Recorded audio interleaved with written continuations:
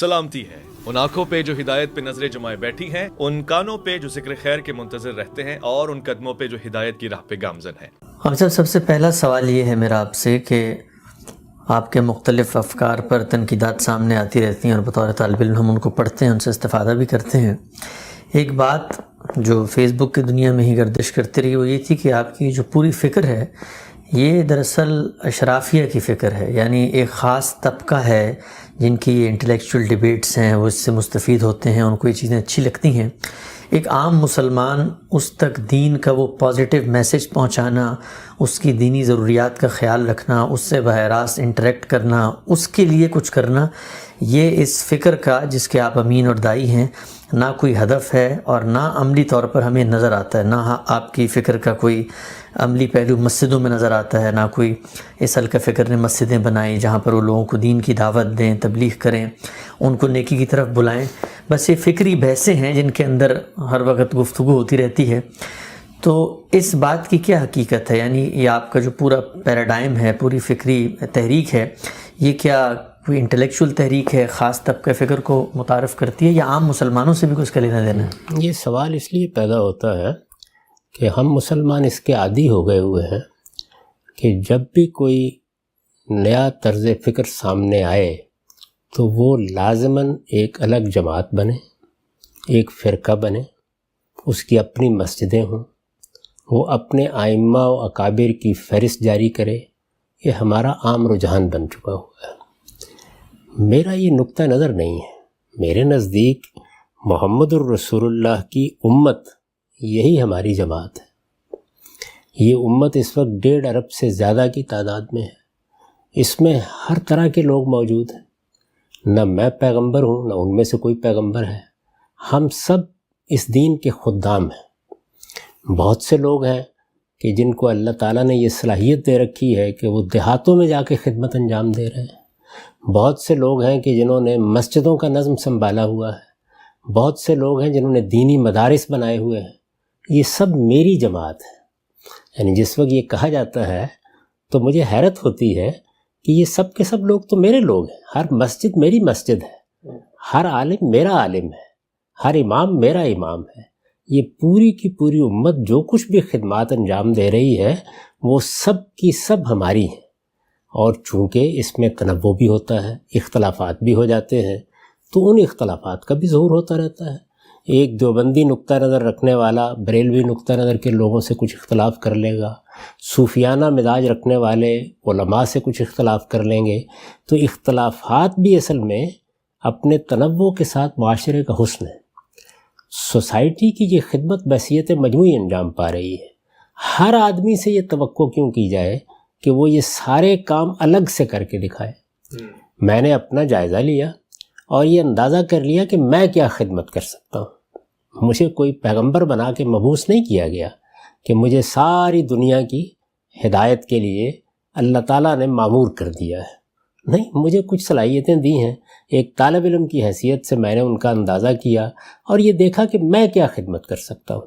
تو خدمت کا جو دائرہ میرے لیے ممکن تھا، جس کی میرے پاس صلاحیت تھی، میں نے وہ اپنے لیے منتخب کر لیا۔ تو شخصی حیثیت سے میں نے یہ دیکھا کہ میں کچھ تصنیف تالیف کا، کچھ تحقیق کا کام کر سکتا ہوں، میں نے وہ کرنا شروع کر دیا۔ میں نے یہ دیکھا کہ میں اپنی بات لوگوں تک، جو کچھ بھی میں نے حقائق دریافت کیے ہیں یا کوئی تحقیق کی ہے، وہ شائستگی کے ساتھ پہنچا سکتا ہوں، تو میں نے وہ کام شروع کر دیا۔ میں نے یہ محسوس کیا کہ لوگوں کی تعلیم، تربیت اور تحقیق کے لیے کچھ ادارے ہونے چاہیے، وہ قائم کر دیے۔ یہ میرے دائرے کی چیزیں تھیں۔ میں نے اپنے دائرے کے کام اپنے لیے منتخب کیے ہیں۔ میں امت میں کوئی نئی امت نہیں بنا رہا، میں فرقوں میں کسی نئے فرقے کا اضافہ نہیں کر رہا۔ اس لیے ہر مسجد میں نماز پڑھتا ہوں، تمام علماء کو اپنے علماء سمجھتا ہوں، سب کی عزت کرتا ہوں۔ جس معاملے میں مجھے کوئی اختلاف ہوتا ہے، اپنا اختلاف شائستگی کے ساتھ بیان کر دیتا ہوں۔ میری صلاحیت کے لحاظ سے جو لوگ میری بات سمجھ سکتے ہیں وہ میرے مخاطبین ہیں۔ وہ آپ اگر غور کر کے دیکھیں تو دیہات میں بھی آپ کو ملیں گے، وہ دور دراز قبائلی علاقوں میں بھی آپ کو ملیں گے، وہ اشرافیہ میں بھی آپ کو ملیں گے۔ تو ہر جگہ ہر آدمی کی بات سننے والے لوگ نہیں ہوتے۔ اس ذوم میں مبتلا بھی نہیں ہونا چاہیے۔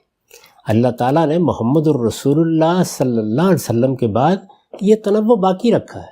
کیا ساری مسلمان امت کو آپ ابن تیمیہ پر اکٹھا کر سکیں, ابن قیم پر اکٹھا کر سکیں, ابو حنیفہ پر اکٹھا کر سکیں, شافعی و مالک پر اکٹھا کر سکیں؟ کتنے جلیل القدر اہل علم تھے, اوزاعی, سفیان ثوری, امام لیث, کہ جن کے آج جاننے والے بھی دنیا میں آپ کو کم ملیں گے, یعنی چند علماء کے حلقوں میں ان کو جانا جاتا ہے. تو کیا وجوہ اسباب ہوتے ہیں کہ کسی شخص کو عام پذیرائی حاصل ہو جائے؟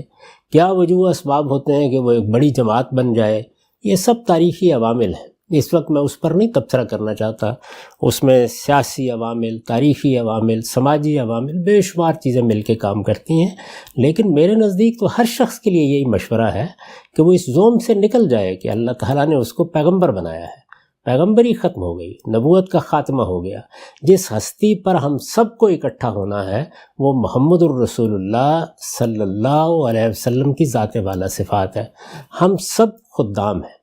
کسی نے خدمت کے لیے کوئی ایک دروازہ دیکھ لیا, کسی نے کوئی دوسرا میدان دیکھ لیا, تو اپنے اپنے میدان میں خدمت کر رہے ہیں.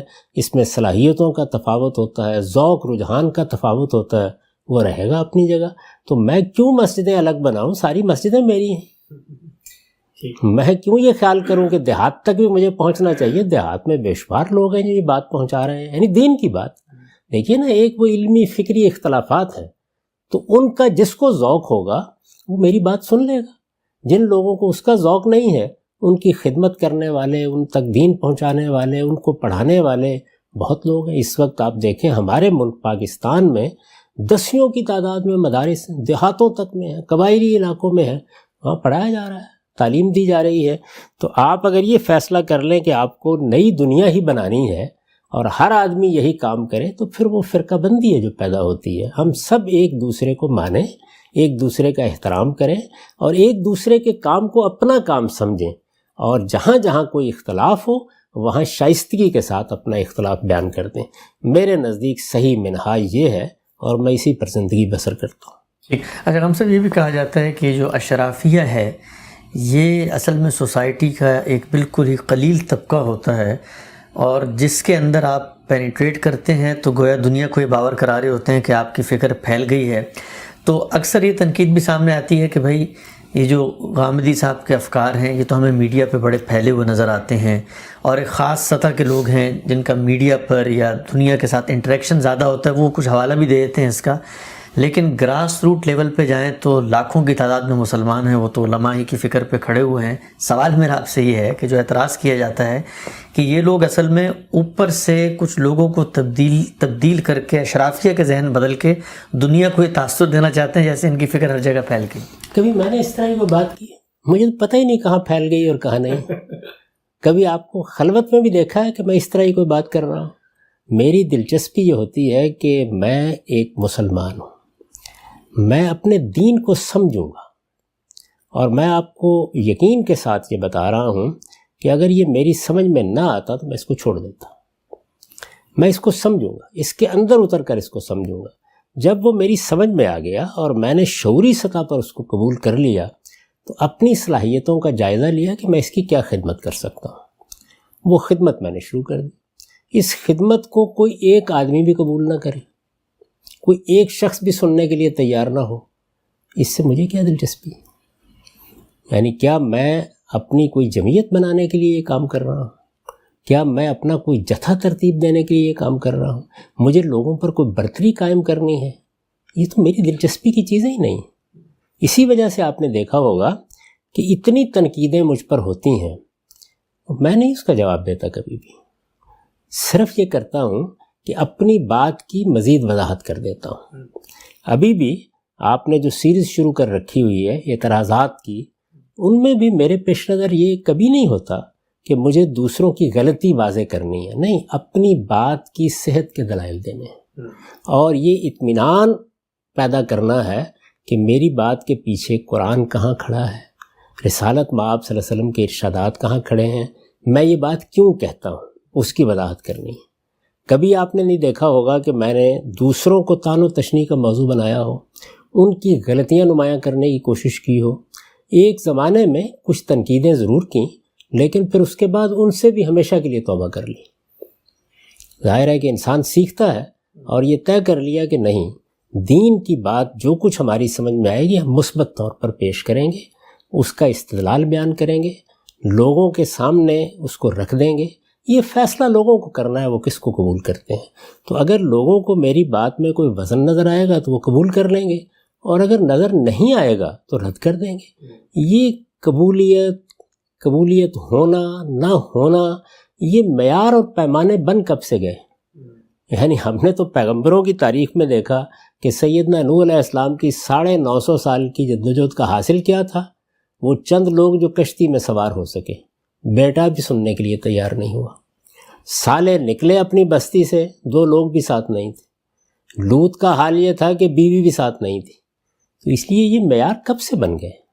ہمیں تو جو معیار قرآن و مجید میں بتایا گیا تھا وہ یہ تھا کہ سچائی کو دریافت کرنا ہے، اللہ کی سچی معرفت حاصل کرنی ہے، دین کو پوری دیانتداری کے ساتھ سمجھنا ہے، اور جو کچھ سمجھ میں آ جائے اس کی شہادت دینی ہے. اس کو کوئی سننے کے لیے تیار ہے، کوئی ماننے کے لیے تیار ہے، الحمدللہ. نہیں ہے تو اس کے لیے دعا کرنی. تو اس لیے یہ میرے تو کنسرن کی چیزیں نہیں ہیں جو لوگ بیان کرتے ہیں. میں تو کبھی بیٹھ کے اس کے بارے میں غور بھی نہیں کرتا. 10 لوگوں نے میری بات سنی، 20 لوگوں نے میری بات سن لی، اچھی بات ہے. نہیں سنی یہ ان کا کام ہے. یعنی میں کوئی مامور نہیں ہوں کہ ایک ایک دروازے تک جا کے پہنچا دوں. بس جو میری سمجھ میں آیا ہے میں اس کو دیانتداری کے ساتھ خود بھی اپنی عمل میں اختیار کروں اور دوسروں تک بھی پہنچاؤں. اچھا، ہم سے بھی کہا جاتا ہے کہ ظاہری بات ہے آپ کی جو فکر ہے یہ پبلک کے سامنے تو آئی ہے پبلک میڈیا کے ذریعے، اور اس میں 2000 سے لے کر 2010 تک کا جو عرصہ ہے اس میں ایک تواتر سے آپ مختلف چینلز پہ بھی آتے رہے.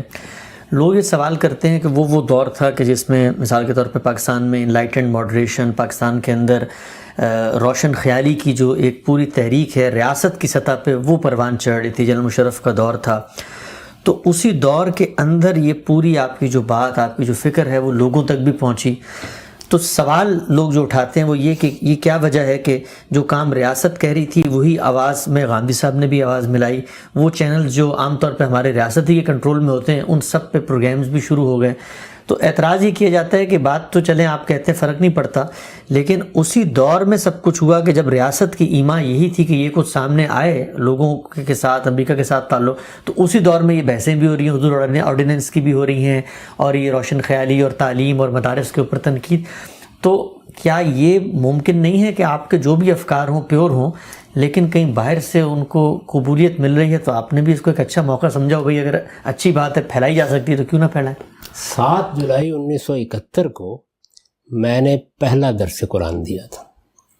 وہ بھی ایک دلچسپ واقعہ ہے. یعنی ایک ہمارے ہاں بلال گنج میں پیر صاحب ہوتے تھے، مولانا طاہر. میں اپنے کالج کے زمانے میں ان کی مجلس میں جا بیٹھتا تھا. دلی کی اردو بولتے تھے، بہت اچھی زبان، اور زبان اس کے اسالیب سے میری دلچسپی رہی ہے. وہاں بیٹھتے تھے اور وہاں بیٹھ کے کچھ اس زمانے میں جیسے طالب علم ہوتے ہیں انقلابی منصوبے ہی بناتے رہتے تھے. میں، میرے عزیز دوست ساجد علی صاحب، یہ اس زمانے کی بات ہے کہ ایک وکیل صاحب اسی مجلس میں ملے اور انہوں نے ہمیں دعوت دی کہ تم لوگوں نے باتیں بہت اچھی کی ہیں، کبھی ہماری مجلس میں آئے ہو، ہم ایک جگہ بیٹھ کر شام کے وقت گفتگو کرتے ہیں. ہم لوگ چلے گئے. وہاں پر محمد انور صاحب ایک وکیل تھے، ان کی بیٹھک تھی. 2 4 5 10 لوگ جمع ہو گئے. کچھ بات ہوتی رہی، کچھ سوالات کر لیے انہوں نے. جس طرح کہ ہم اس زمانے میں منصوبے رکھتے تھے ہم نے بھی اس کا ذکر کر دیا. تو انہوں نے کہا کہ اس وقت تو زیادہ لوگ نہیں تھے، لیکن تم لوگوں کی باتوں میں بڑی اپیل ہے. ہم بالکل نوجوان تھے، کالج میں پڑھتے تھے اس وقت. تم لوگوں کی باتوں میں بڑی اپیل ہے، تو کیا یہ موضوع نہیں ہوگا کہ اتوار کا دن چھٹی کا دن ہوتا ہے؟ اس زمانے میں بھی اتوار ہی کو چھٹی ہوتی تھی، بعد میں پھر جمعہ کی چھٹی ہو گئی. تو صبح تم لوگ آ جاؤ، تو ذرا زیادہ بڑی مجلس میں یہ بات ہوگی. اس سے پہلے میری زندگی بالکل ایک طالب علم کی زندگی تھی. میں جب گیا تو ایک بیٹھک میں کوئی 25 30 35 لوگ جمع تھے، اور اسی طرح ایک تپائی رکھی تھی جس پر قرآن مجید تھا، اور ایک صاحب کھڑے ہوئے، انہوں نے کہا کہ اب میرا نام لے کے وہ درس قرآن دیں گے. میری پبلک لائف کی ابتدا یہاں سے ہوئی. تو یہ درس قرآن ایسے شروع ہوا. پھر اس کے بعد جان محمد حضوری کی مسجد میں ہر ہفتے یہ نشست ہوتی رہی. میرا معمول رہا اور برسوں یہ معمول رہا، یعنی جو جولائی 1971 سے، کہ ہر ہفتے ایک مجلس ایسی ہوتی. اس وقت یہی ذریعہ تھا اپنی بات پہنچانے کا. پھر ظاہر ہے کچھ لکھنا شروع کر دیا، کچھ رسالے نکالے اور چیزیں بھی ہوئیں. یہ جو میڈیا کا معاملہ ہوا تو آپ پورے ملک میں جا کے تحقیق کر لیں، کبھی میری طرف سے کوئی تحریک ہوئی، کبھی میں نے کسی جگہ کوئی پروگرام کرنے کی کوشش کی، کچھ بھی نہیں، بلکہ اصرار ہوتا رہا اور میں اس کے لیے آمادہ نہیں ہوتا تھا. یہاں تک کہ پھر کچھ دوستوں نے توجہ دلائی کہ اپنی بات تو پہنچانی چاہیے، اس میں کیا معنی ہے، تو میں نے یہ پیشکش قبول کر لی. جب یہ پیشکش میں نے قبول کر لی تو پھر بھی اصرار کیا کہ ہفتے میں بس ایک مجلس. اب بھی یہی ہوتا ہے، یعنی اس وقت بھی اگر آپ دیکھیں تو ٹیلی ویژن پر ایک ہی پروگرام ہوتا ہے. تو سوال یہ ہے کہ وہ دور گزر گیا، اس کے بعد سیاستدانوں کی حکومتیں آ گئیں، اس وقت بھی ایک حکومت چل رہی ہے، تو پھر تو یہ سب کچھ ختم ہو جانا چاہیے تھا. اگر کسی بات میں اس کی اپنی ذات میں وزن نہیں ہے تو وہ کیسے ٹھہرے گی؟ کون سنے گا اس کو؟ وہی بات سنی جاتی ہے جس کو لوگ کسی نہ کسی درجے میں قابل اعتنا سمجھتے ہیں. تو اگر لوگوں کو اس میں کچھ حاصل ہو رہا ہے تو وہ سننے کا اہتمام بھی کریں گے. کون سا چینل ہے کمرشل چینل کہ جو یہ خیال کر کے ہی بحث بات کرتا رہے گا کہ سنتا تو کوئی نہیں ہے لیکن ہم یہ پروگرام نشر کرتے رہیں گے؟ تو 4 لوگ سنتے ہوں گے نا، بس. تو مجھے انہی کو بات سنانی ہے. باقی یہ تحقیق کے موضوع ہیں، لوگ کرتے رہیں انشاءاللہ. جس طرح قرآن مجید نے کہا ہے نا کہ وہ خائب و خاسر ہو کے نگاہ واپس لوٹ آئے گی، انہیں بھی ایک دن اعتراف کرنا پڑے گا کہ میں نے ان سب چیزوں سے بالکل بے نیاز زندگی بسر کی ہے. کوئی قرب و جوار میں بھی ایسی کوئی چیز تلاش نہیں کر سکتا. اپنا کام اپنے طریقے پر اپنی شان کے ساتھ کیا ہے، آج بھی کر رہا ہوں. تو بس ایک آخری سوال میں آپ سے پوچھنا چاہوں گا کہ اگر آپ کو یہ معلوم ہو کہ ملک کے اندر ایک بحث اٹھی ہے اور اس دینی فکری بحث کا جو پس منظر ہے وہ ریاستی سطح پر یا حکومتی سطح پر یا جن شخصیات نے اٹھائی ہے وہ یہ ہے کہ وہ مغرب کے دباؤ میں ہیں، مثلا تعلیم کے اوپر ہمارے یہاں بحثیں اٹھتی ہیں، کبھی مولویوں پہ اٹھتی ہیں، مدارس پہ اٹھتی ہیں، حدود آرڈیننس پہ اٹھی، تو کیا اس طرح کی بحث میں کہ جس کا پس منظر کسی کو خوش کرنے یا کہیں سے مراعات لینے یا بینیفٹس لینے میں ہو، وہاں پر ایک صاحب علم کو کیا ان موضوعات پر رائے بھی دینی چاہیے؟ کیونکہ اس کو تو پتہ ہے کہ یہ اگرچہ میں تو علمی رائے دے رہا ہوں لیکن یہ جو پورا قضیہ، یہ پس منظر ہے، یہ تو کوئی NGOs کی اٹھی ہوئی کہانی ہے، اس کے پیچھے کوئی فنڈنگ ہے، تو اس موقع پہ عالم کو کیا کرنا چاہیے؟ یہ تو ہر موقع کے اوپر سوال پیدا ہو جائے گا. یعنی قدامت پرست حلقہ بھی اسی طرح کی تحریکات میں چیزیں اٹھاتا رہتا ہے. اب آپ تحقیق کریں اس بات کی کہ ہمارے ہاں جو مذہبی تحریکیں اٹھی ہیں وہ کن محرکات کے تحت اٹھی ہیں؟ یہ کرتے رہیں تحقیق. ایک عالم کا یا ایک طالب علم کا کام یہ ہے کہ جب اس سے پوچھا جائے تو وہ اپنی بات دیانتداری کے ساتھ بیان کرتے ہیں. میں نے عرض کیا کہ میں نے اپنی زندگی کا ایک نقشہ بنایا اور میں اس نقشے میں ادنا تغیر کیے بغیر اپنے ہی طریقے پر اپنا کام کر رہا ہوں. یعنی کچھ منصوبے تھے جو تحقیقی تصنیفی تھے، ایک ترتیب سے کام کر رہا ہوں. دنیا جہان اس کے بارے میں بات کرتی رہے، میں اپنی ترتیب سے کرتا رہتا ہوں. جو چیزیں مجھے پڑھانی ہیں، جن چیزوں کی تعلیم دینی ہے، ان کا بھی ایک نقشہ ہے، اس کے تحت میں وہ کام کر رہا ہوں. اس دوران میں آپ دیکھیے میں کبھی کوئی بیانات جاری نہیں کرتا، کبھی کسی چیز میں آگے بڑھ کے شریک نہیں ہوتا. لیکن مجھ سے پوچھا جائے گا کہ فلاں چیز کے بارے میں دین کیا کہتا ہے، اس کو میں اپنی ذمہ داری سمجھتا ہوں اور کبھی پلٹ کے نہیں دیکھتا کہ کسی کا محرک کیا ہے. کوئی شرارت کے لیے پوچھ رہا ہے، کوئی سازش کے لیے پوچھ رہا ہے، کوئی اپنی قدامت پرستی کو برابر کرنے کے لیے پوچھ رہا ہے، کوئی اپنی جدتوں کو نشو و نما دینے کے لیے پوچھ رہا ہے. وہ جانے، اس کا پروردگار جانے. میرے لیے وہ حکمران ہے، سیاستدان ہے، رہنما ہے، ملت کا زعیم ہے، کوئی بھی ہے یا ایک عام آدمی ہے، وہ اصل میں سائل ہے. اور حکم یہ ہے کہ امت سائل فلا تنہر. جب وہ پوچھنے کے لیے آ گیا ہے تو میرا کام یہ ہے کہ میں صحیح بات بیان کر دوں. اور آپ یہ دیکھیے کہ جتنی بات پوچھی گئی بس وہ میں نے بیان کر دی، جتنا سوال کیا گیا اس کا میں نے جواب دے دیا. اس سے زائد میں نے کبھی کوئی قدم نہیں اٹھایا. یہ تحریک میں نے کب اٹھائی؟ کوئی چیز نہیں، میں تو اس کا قائل ہی نہیں. میرے نزدیک اہل علم کا کام یہ ہے کہ وہ ہر موقع پر حق کی شہادت دیں. تو یہ محرکات تو ہمیشہ پیدا ہوتے رہیں گے. یعنی کبھی کسی تحریک کے نتیجے میں ہوں گے، کسی جنگ کے نتیجے میں ہوں گے، سیاسی احوال کے نتیجے میں ہوں گے، لوگوں کے خلفشار کے نتیجے میں ہوں گے، محرکات تو پیدا ہوتے رہتے ہیں۔ اس وقت ایک واقعہ ہوا ہے آپ کے یا صوفیہ کا، دونوں بحثیں ہو رہی ہیں۔ بہت سے لوگ کہہ رہے ہیں کہ یہ دینی جذبے سے ہوا ہے، بعض کہتے ہیں کہ نہیں، ایک سیاسی موو ہے۔ وہ کون سی چیز ہے جس کے بارے میں یہ بحث نہیں ہوتی رہتی؟ آپ کی قرن اول کی تاریخ میں ایک بہت بڑا گروہ یہ کہتا ہے کہ جنگیں بھی دینی جذبے سے ہوئیں، دوسرا گروہ یہ کہے گا کہ یہ تو اقتدار کی جنگیں ہیں، آپس میں لڑ گئے سب کے سب لوگ، اقتدار حاصل کرنے کے لیے گردنیں کاٹنا شروع کر دیں، اور جگہ ہوتا رہے گا۔ آپ کا کام کیا ہے؟ یعنی سیدنا علی رضی اللہ عنہ نے جو اس میں نمونہ پیش کیا کہ فتنے کی انتہائی حالت میں بھی اور جنگ و جدال کے میدان میں بھی صحیح بات کہتے رہو، بس میں وہ کہتا ہوں، اور اس کو کبھی زیر غور ہی نہیں لاتا۔ اگر میں یہ دیکھنا شروع کر دوں کہ اس وقت محرکات کیا ہیں، بات کیوں اٹھائی جا رہی ہے، کیا چیز ہے، سوال یہ ہے کہ ان محرکات کے تحت ان کے پیش نظر کیا تھا۔ آپ ذرا وہی یاد کر لیں، حدود آرڈیننس کی بحث، میں نے اپنی رائے جب پوچھی گئی تو دی، پورے زور کے ساتھ اس کو بیان کیا، اس کے بعد وہ حدود آرڈیننس نافذ کر دیا گیا، یعنی اس میں ترمیم کر دی گئی، اسمبلی میں ترمیم کر دی گئی۔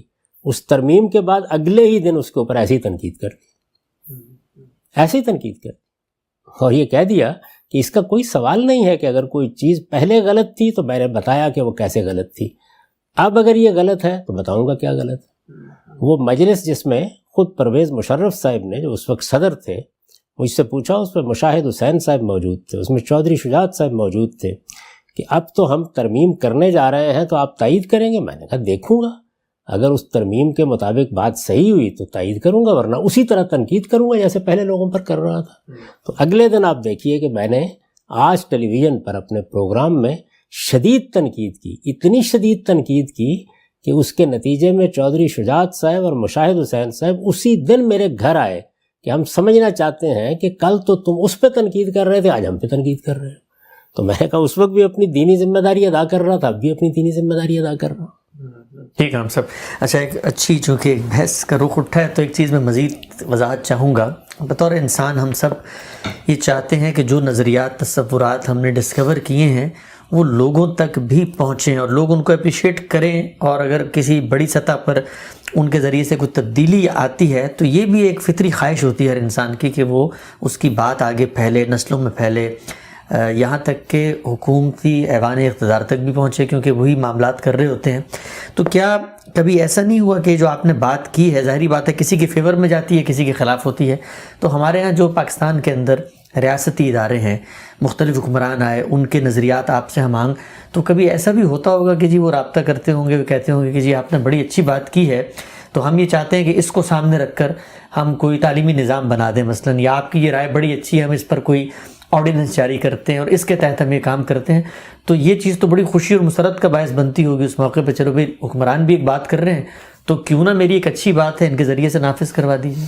آج سے کوئی 35 سال قبل میں اس طرح کی باتوں میں خوش ہوتا تھا اور یہ خیال کرتا تھا کہ اگر ہمارے سیاستدان یہ باتیں کر رہے ہیں یا اس طرح کے خیالات ظاہر کر رہے ہیں، اچھی توقعات، لیکن پھر میں نے بہت قریب سے دیکھ لیا ان سب لوگوں کو، مجھے اندازہ ہو گیا کہ ان میں کیا چیزیں ہوتی ہیں، محرکات کیا ہوتے ہیں، اس میں کتنا فہم ہوتا ہے، کس حد تک معاملات کے اندر اتر کر ان چیزوں کو سمجھا ہوتا ہے۔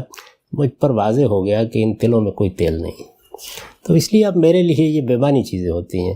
میں دعا کرتا ہوں کہ اللہ تعالیٰ ہمارے لیے مخلص قیادت پیدا کرے، صحیح فہم پیدا کرے۔ سب کو دیکھ لیا، سب کو جانچ لیا، یہ ایک نصف صدی کا قصہ ہے، تو ایسی چیزیں اب پچھلے 25-30 سال سے میرے ہاں نہیں آتی۔ لیکن آپ کو لگتا نہیں ہے کہ اگر بڑے اوپر کی جو قیادت ہے ان میں تبدیلی آ جائے، مطلب نظام تعلیم اگر میں وزیر اعظم کو سمجھانے میں کامیاب ہو جاؤں تو اس سے پورے ملک کے اندر ایک بہتری آ سکتی ہے؟ میں جانتا ہوں کہ ایسا نہیں ہو سکتا۔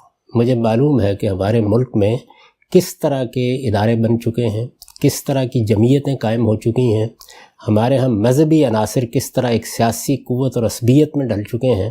یہ اتنا آسان نہیں ہے، اس کے لیے بہت بڑے لوگ چاہیے، یعنی کم سے کم قائد اعظم کی سطح کے لوگ، علامہ اقبال کی سطح کے لوگ، ابوالکلام آزاد کی سطح کے لوگ، سر سید احمد خان کی سطح کے لوگ، اس سطح کا کوئی زعیم ملت پیدا ہوگا اور ہم بھی جیتے ہوئے تو کوئی توقعات پیدا کر لیں گے۔ لیکن اس وقت وہ ایک فارسی کا بڑا ہی خوبصورت شعر ہے کہ وے دریگا نیست ممدوح سزاوار مدی، وے دریگا نیست معشوق سزاوار غزل. یعنی اب تو اسی پر غم کا اظہار کر لیجئے تھوڑی دیر بیٹھ کے کہ اب کوئی ایسا شخص نہیں کہ جس کی مدح میں قصیدہ کہا جائے، اور کوئی ایسا معشوق نہیں جس کے لیے غزل لکھی جائے. تو یہ دنیا اب ختم ہو گئی.